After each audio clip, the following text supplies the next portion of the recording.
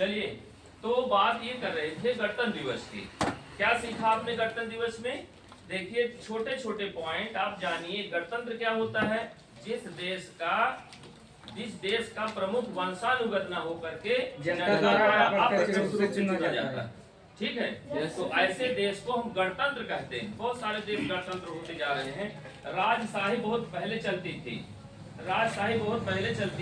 अब राजशाही धीरे धीरे समाप्त हो गई। अब लोगों का अप्रत्यक्ष रूप से जितना कोई पढ़ना चाहे पढ़ करके आगे बढ़ सकता है कि नहीं? Yes sir. आप पढ़ो, खूब मेहनत करो, कोई मना करेगा? No sir. कोई नहीं मना करेगा कि आप क्यों पढ़ रहे हो। इस तरह से 15 अगस्त 1947 बाद 2 वर्ष 11 माह 18 दिन लगे तो देश का संविधान 26 जनवरी 1950 को लागू हो गया। अब लागू हुआ 2 वर्ष 11 माह 18 दिन जो बने, उस किताब को रिटन डॉक्यूमेंट्स को क्या कहते हैं? भारत का संविधान। क्या बोलते हैं? भारत का संविधान। भारतीय संविधान। इंग्लिश में बोलते हैं इंडियन कॉन्स्टिट्यूशन। क्या बोलते हैं?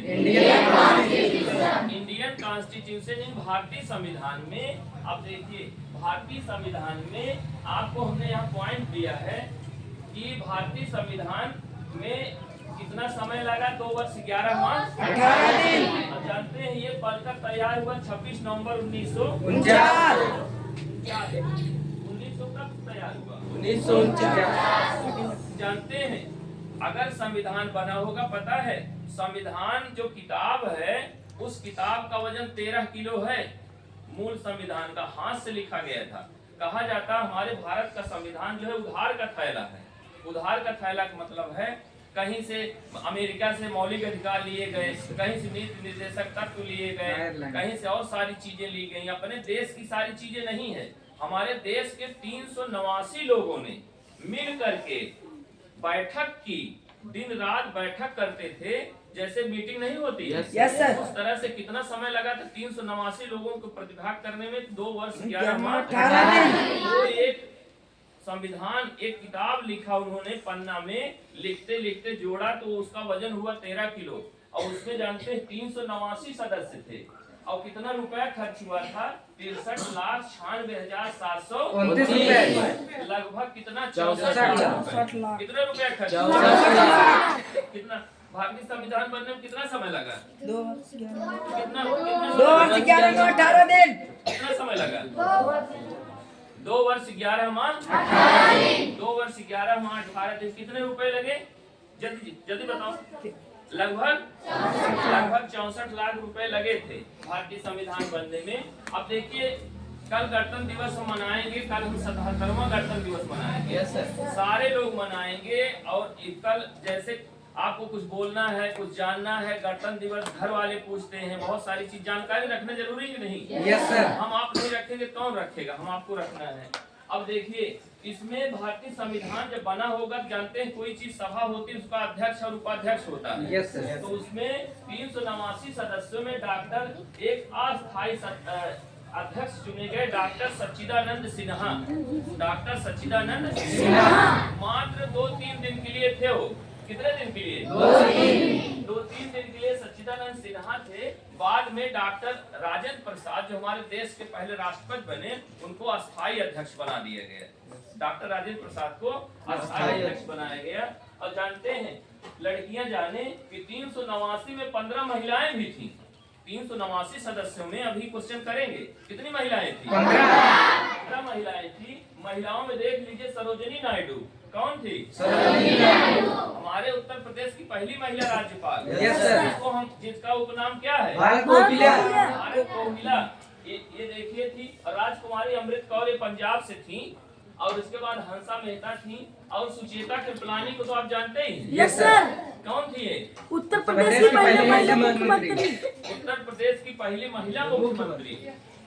उत्तर प्रदेश की पहले महिला मुख्यमंत्री श्रीमती सुचेता कृपलानी।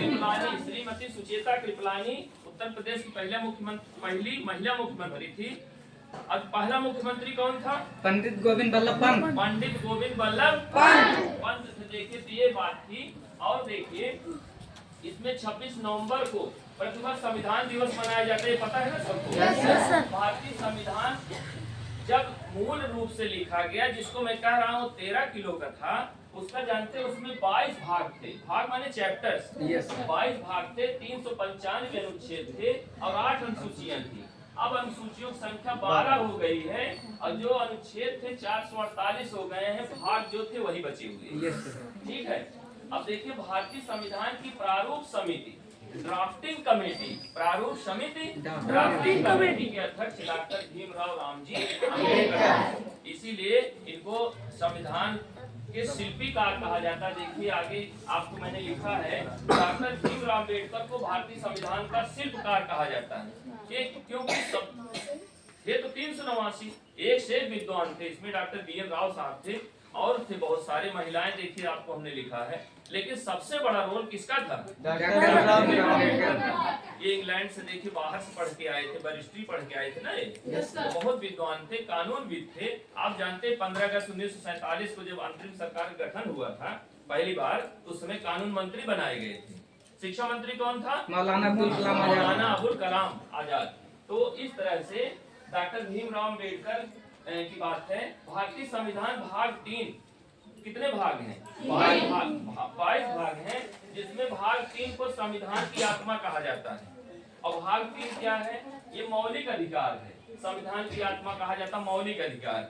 आप जानते हैं, देखिए हमने लास्ट में इसके बाद जोड़ा है, भारतीय संविधान के मूल रूप में मौलिक अधिकारों की संख्या 7 थी।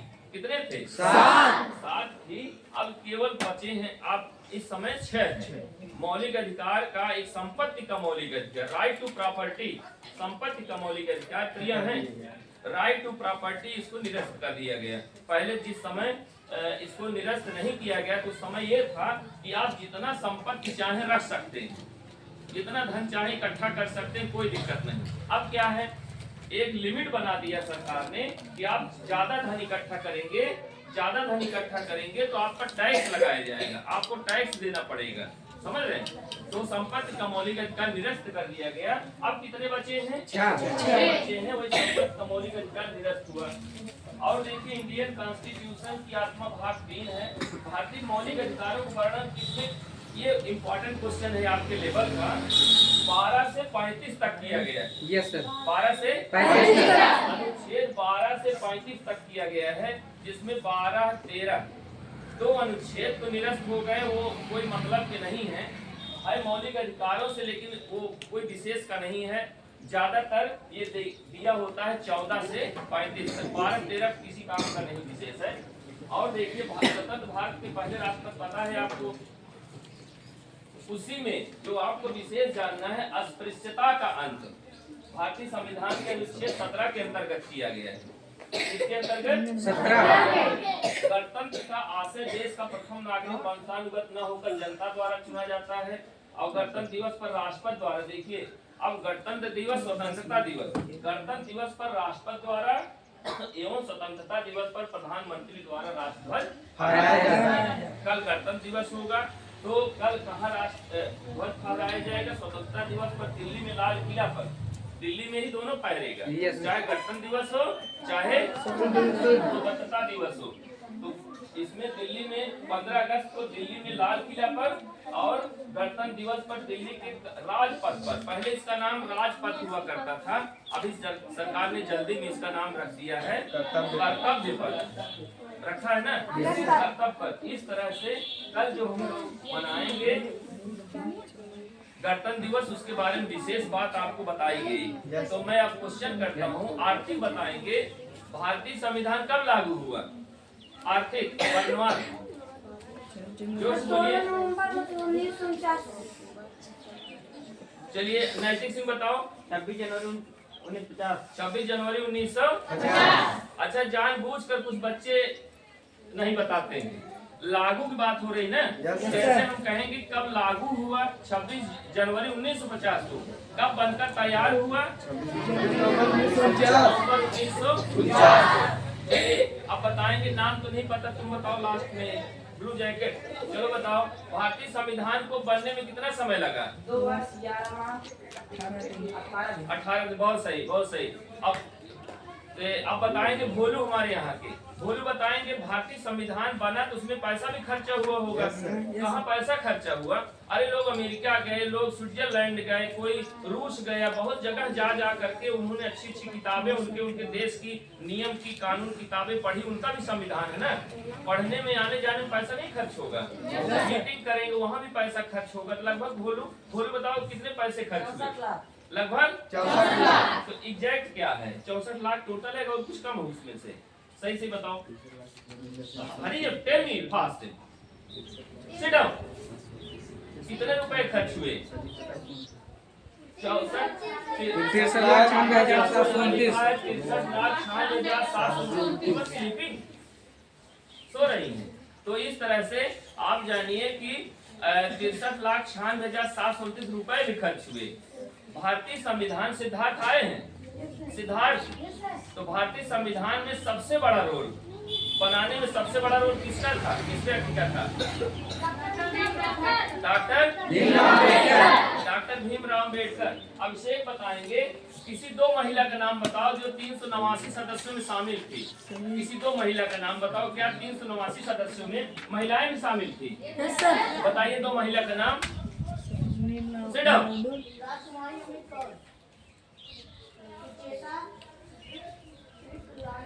सुचेता कृपलानी और राजकुमारी अमृत कौर। बैठो। अनुराग बताएंगे डॉक्टर भीमराव अंबेडकर को संविधान का निर्माता कहा जाता है। तो अनुराग बताएंगे तो अंबेडकर जयंती कब मनाई जाती? अंबेडकर जयंती जोश बोलो। 14 अप्रैल। सही है ना? Yes sir. 14 अप्रैल को अंबेडकर जयंती मनाते हैं। तो कोई बता सकता है? बैठो।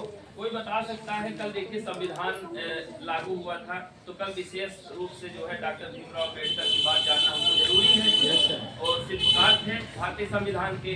तो पीछे बैठने वाले बच्चे बताएंगे कक्षा 8 के हैं।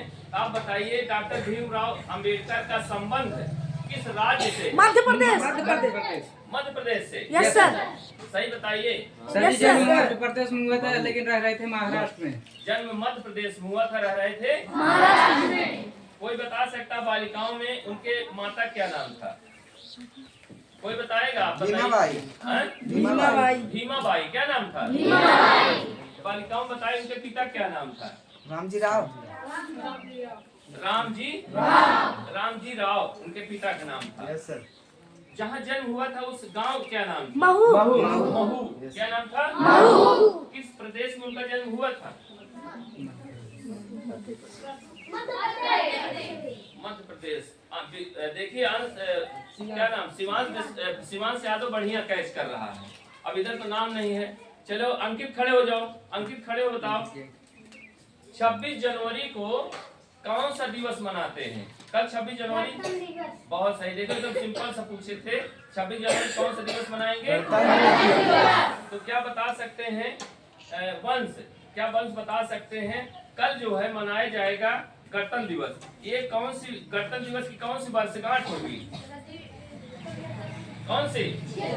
76वीं वर्षगांठ होगी। कौन सा गणतंत्र दिवस होगा? 77वां गणतंत्र दिवस। कौन सा? 77वां गणतंत्र दिवस। कुल मौलिक अधिकारों के how many fundamentals are right there in all? How many fundamentals right there in all? 6। बोल नहीं पा रहे हैं, खाए नहीं आवाज। मौलिक अधिकारों की कुल संख्या कितनी है? 6। कितने हैं? 6। वर्तमान में 6 है और मूल में मौलिक अधिकार 7। भारतीय संविधान में संध्या बताएंगे। संध्या मिश्रा भारतीय संविधान में कुल कितने भाग हैं? 22 भाग हैं। 22 भाग हैं। और बैठिए एक 22 और कुछ है, पीछे वाले ना बताएं। एक चीज 22 और है, इसमें मैंने नहीं लिखा है, अभी मेंशन कर देता हूँ। एक चीज और है जो 22 है। क्या है वो? 22 भाषाओं को संविधान में लिखा गया है ना। संविधान में दिया गया 22 मानक भाषाओं को संविधान में लिखा गया कि यही भाषा मानक भाषा है। इसी में हमारे कार्य होंगे। बहुत सारे जो आप रुपया देखते हैं, करेंसी देखते हैं, उसमें भी वो लिखा रहता भारतीय रुपया, कहीं बंगला में, कहीं मराठी में, कहीं ऐसे से कई भाषाओं में लिखा रहता है ना। Yes sir. तो इस तरह से 22 भाषा, 22 भाग और 6 मौलिक अधिकार मूल संविधान में थे। संकेत बताएंगे मूल संविधान में कुल कितने अनुच्छेद थे? मूल संविधान में, भारतीय मूल संविधान में कुल कितने अनुच्छेद थे? 395। देख वहां से नहीं दिख रहा, 395 अनुच्छेद थे। अब इस समय सृष्टि बताएंगे इस समय अनुच्छेद की संख्या कितनी हो गई? 448। पलक सिंह बताएं कुल जो अनुच्छेद थे 448 हो गए, तो अनुसूचियां कितनी हो गई? 8। अनुसूचियां पहले भी 8 थी, अब 12 हो गया। पहले भी 8 थी, 2 साल पहले 8 थी, इस समय कितनी हुई? 12 अनुसूचियां हो गई। समझते हैं? ओवरऑल मैं आपको बताऊं, वो अलग चीज है। जितनी सारी चीज आपने सीखा, बहुत सारे लोग ये तो चक्कर पड़े हैं कि और मैं लिख लूं जल्दी से। देखिए, एक भारतीय संविधान एक किताब है। भारतीय संविधान ऐसी चीज है, भारतीय संविधान ऐसी चीज है कि आपको, देखिए ध्यान दीजिए, ऐसी चीज है कि जो आपको बताता है प्रधानमंत्री कितने वर्ष के लिए चुना जाएगा। सब संविधान में लिखा गया है भारतीय प्रधानमंत्री का चुनाव कितने वर्ष के लिए होता है, ये भारतीय संविधान में लिखा है। राष्ट्रपति का चुनाव कितने वर्ष के लिए? 5 वर्ष के लिए। प्रधानमंत्री, राष्ट्रपति, उपराष्ट्रपति, राज्यपाल सारे ये 5 वर्ष के लिए चुने जाते हैं। आपके गाँव का प्रधान कितने वर्ष के लिए? 5 वर्ष के लिए चुना जाता है। समझ रहे हैं? Yes sir. तो इस तरह से एक किताब है, उसमें सारी चीजें लिखी गई हैं। उसमें यह भी लिखा गया है कि मुख्य न्यायाधीश, भारत का मुख्य न्यायाधीश अगर शपथ ग्रहण करेगा तो उसको शपथ कौन दिलवाएगा? राष्ट्रपति। अगर प्रधानमंत्री शपथ ग्रहण करेगा तो उसको कौन शपथ? राष्ट्रपति। राष्ट्रपति प्रधानमंत्री को भी और मुख्य न्यायाधीश को भी शपथ दिलवाता है। और क्या, उत्तर प्रदेश का मुख्यमंत्री अगर शपथ ग्रहण करेगा तो उससे शपथ कौन दिलवाएगा? राज्यपाल। राज्यपाल उत्तर प्रदेश का राज्यपाल। उत्तर प्रदेश इस समय राज्यपाल कौन है? श्रीमती आनंदीबेन पटेल। चलिए ठीक, बहुत सारी चीज आपने इसमें सीखा, जाना। ओके। Yes sir.